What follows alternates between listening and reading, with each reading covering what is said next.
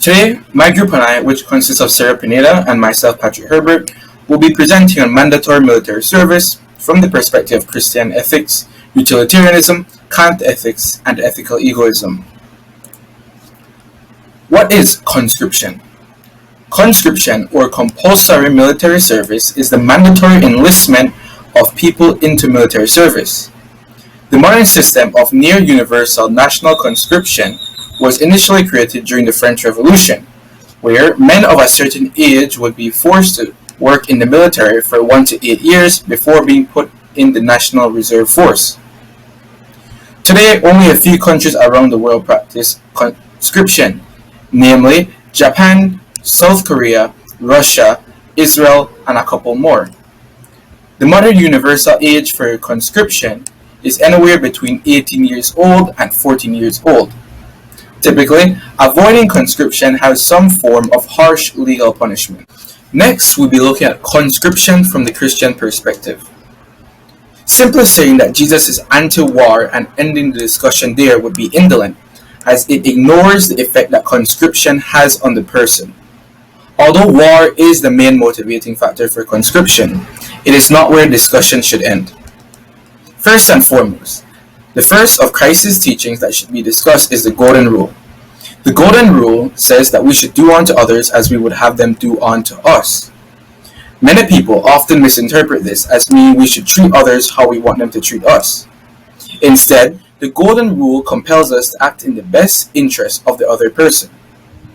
Before performing any action, we must put ourselves in both the roles of the person performing the action and the person receiving the action. The second teaching of Christ that we should focus on is Matthew chapter 22, verse 37 to 39, which states, "Love your Lord God with all your heart, mind, and soul, for this is the most important thing. And secondly, love your neighbor as you would love yourself." Jesus places an imperative on treating everyone as we would treat ourselves, with the idea of serving the best interests of others, and treating everyone as we would treat ourselves. Conscription becomes immoral. Forcing someone to go to war not only risks their life, but even if they survive war, they will have deep-seated emotional scars and psychological issues. Furthermore, conscription strips someone of their freedom, and no one wants to be stripped of their freedom. Because conscription does not serve the best interest of the individual, and it does not treat everyone as we would want ourselves to be treated, Christ would see conscription as immoral. Next, we'll be looking at conscription from the utilitarian perspective. Nature has placed mankind under the governance of two sovereign masters, pain and pleasure. It is from then on to point out what we ought to do, as well as determine what we shall do. Utilitarians believe that humans are directed purely based off the avoidance of pain and the pursuit of pleasure. In this sense, it can be said that utilitarianism finds its origins in Epicurus' hedonistic theories.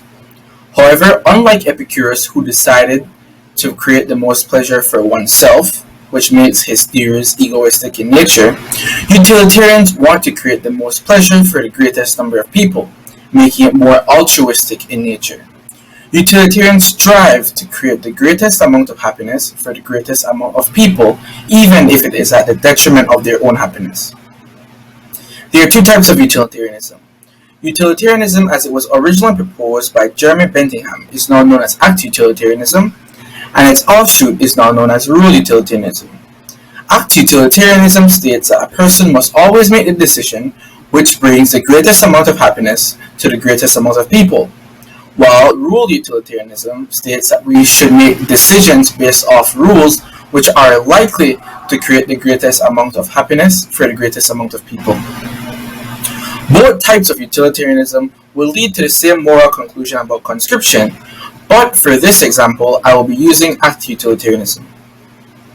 Conscription allows a military to have a stable force and not worry about being in a lack of soldiers. Having a stable military force means that the country is well protected in case of wars or invasions. This brings peace of mind to all the citizens of the country, as well as ensuring the security of the country during war times. North Korea, which has the highest military personnel per capita, only has 5.7% of its civilians in the military, and worldwide this number is only 1.3%. This means that 94.7% or more of people will have peace of mind and security under conscription. Because conscription benefits the larger population, utilitarians would undoubtedly find it to be moral. Next, we'll be looking at conscription from the perspective of Kantian ethics. Immanuel Kant believed that the only intrinsically good thing is a good will. Kant acknowledged that other things could also be good, such as intelligence, but a good will is the only thing that is always good. Kant also points out that the good of a good will is not dependent upon consequences in any way. Despite the consequences of one's actions, the actions were moral as long as they performed it with a good will.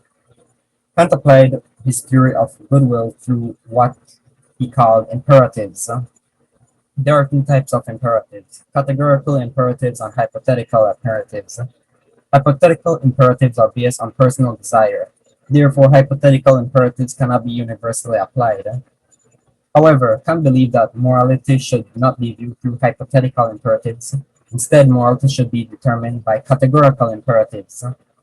Kant defines a categorical imperative as acting only on that maxim through which you can at the same time will that it should become a universal law. Kant believed that a moral law should apply to everyone in a society, despite their status in that society. Being moral means to always act in accordance with the maxims that everyone believes to be universally applicable. Act in such a way that you always treat humanity whether in your own person or in the person of any other, never simply as a means, but always at the same time as an end. Kant believed that everyone should be treated as an end, not a means, which means that we are not objects to be used solely for the benefit of others. Humans should be treated as their own ends because we are rational and autonomous. When we interact with others, we must recognize that the person has their own set of goals, dreams, and values, and that we must treat them as such. Conscription cannot be universally applied to all people, as neither females nor individuals with physical disabilities are conscripted. Additionally, conscription is a hotly debated topic, and people are extremely split on whether or not it should exist, meaning that it is not universally agreed upon maxim. Lastly, conscription takes away a person's autonomy and uses them as a means. It disregards the person's goals and values and uses them without regard for them as a human being. Because of all the aforementioned issues, conscription would be immoral using Kant's ethics. Ethical egoism is a philosophy that states whether or not an act is moral or immoral depends on whether or not the action serves one's own best interests. Ethical egoists believe that acting in one's best self-interest is seeing oneself as an end in oneself. That is to say that one's own life and happiness are one's highest values, and that one does not exist as a servant or slave to the interests of others, nor do others exist as servants or slaves to one's interests. Each person's own life and happiness is his ultimate end. Self-interest, rightly understood, also entails self-responsibility. The ethical egoist believes that whatever brings them the most happiness is what one ought to do, and any other actions are immoral.